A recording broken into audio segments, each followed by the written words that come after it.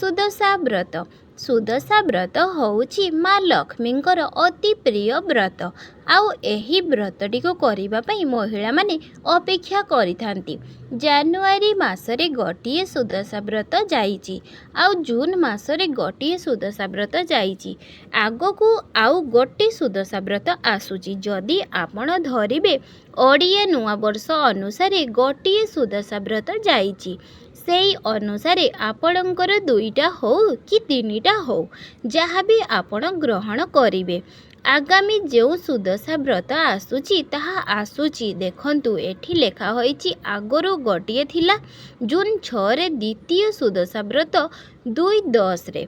देखिले सुदशा व्रत आगको आसुची देखंतु मु देखै दउची से दिनटी केते शुभ अछि। से दिन दशहरा अच्छी, विजया दशमी अच्छी, दशहरा उत्सव सोमनाथ व्रतर समापन मध्य रही, ता सहित सुदशा व्रत मध्य रही।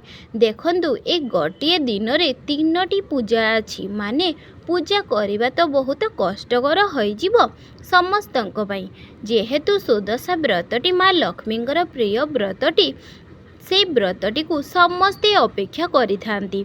एही सुदशा व्रतटी आश्विन मास शुक्ल पक्ष दशमी तिथि रे पड़ुची, जहाँकि अक्टोबर 2 गुरुवार दिन पड़ुची। से दिन गांधी जयंती मध्य रही।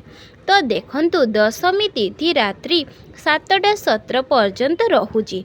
तेणुकरी आपण जेते 3 प्रहररू पूजा करिबा कथा आपण माने करि पारिबे। देखंतु एइटा होउची आश्विन मास ठीक अछि। आश्विन मासरे कौनसी शुभ कार्य कि सुदशा व्रत भली शुभ कार्यर आरंभ हुए नाही। जेते भल दिन थाउ देखंतु ए गोटिए दिन केते भल दिनटिए, किंतु जेहेतु आश्विन मासरे कौनसी शुभ काम करा जाए नाही, तेणु करी एही दिन रे नुआ व्रतधारी माने सुदशा व्रत आरंभ करि पारिबे नाही।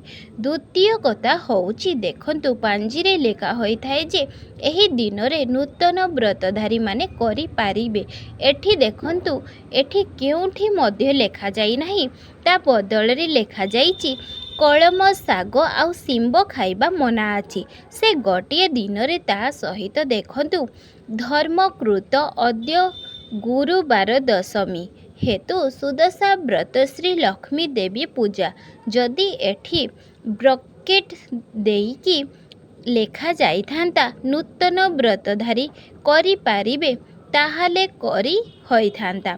जेहेतु दे लेखा जाइनी ता अर्थ आपण करि पारिबे नाही। तो जेहेतु नूतन व्रतधारी माने करि पारिबे नाही, आगामी जेउ सुदशा व्रत आसीबो जदि भाग्य रे थिबो करि पारिबे।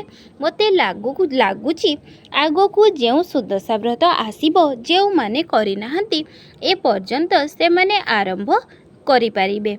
देखंतु से दिन कलम साग सिंब खाइबा मना रहिछि।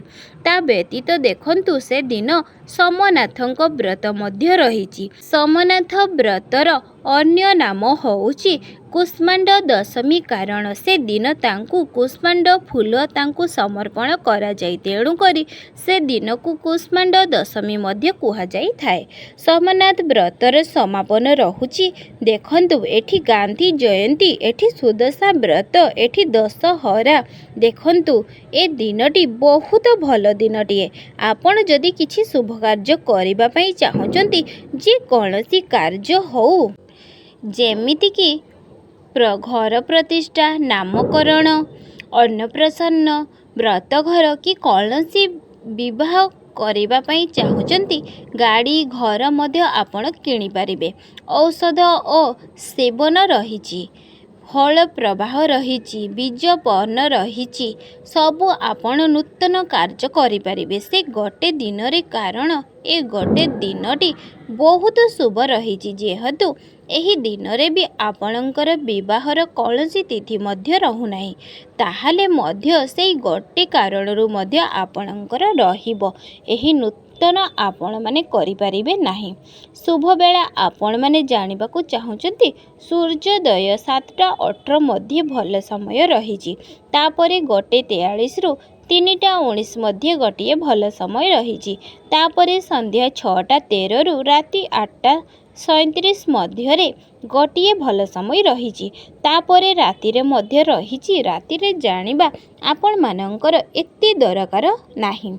ତାପରେ ଅଶୁଭ ବେଳା ମଧ୍ୟ ରହିଛି। ଅପରାହ୍ନ 2ଟା 33ରୁ 5ଟା 31 ପର୍ଯ୍ୟନ୍ତ ଅମୃତ ବେଳା। ମୁଁ ଏଥିପାଇଁ କହିଦେଲି, ଯେଉଁମାନେ କୌଣସି ନୂତନ କାର୍ଯ୍ୟ କିଛି ଆରମ୍ଭ କରିଥିବେ କିମ୍ବା କୌଣସି ପୂଜା କରିବା ପାଇଁ ଚାହୁଁଛନ୍ତି, ତେବେ ଏ ସମୟରେ ଆପଣମାନେ ପୂଜା ମଧ୍ୟ କରିପାରିବେ। ନଭେମ୍ବର 2 ତାରିଖ ଗୁରୁବାର ଦିନ ଆଉ କୌଣସି ନୂତନ ବ୍ରତଧାରୀମାନେ ପୂଜା କରିପାରିବେ ନାହିଁ। ତ ଦର୍ଶକ ବନ୍ଧୁ, ଆଶା କରୁଛି ଆଜିର ଏହି ଛୋଟ ଭିଡ଼ିଓଟି ମୋର ନିଶ୍ଚୟ ଭଲ ଲାଗିବ। ଭିଡ଼ିଓଟି ଭଲ ଲାଗିଥିଲେ ଭିଡ଼ିଓଟିକୁ ଗୋଟିଏ ଲାଇକ୍, ସବସ୍କ୍ରାଇବ୍ ନିହାତି କରନ୍ତୁ। ଜୟ ଜଗନ୍ନାଥ, ଜୟ ମା ଲକ୍ଷ୍ମୀ।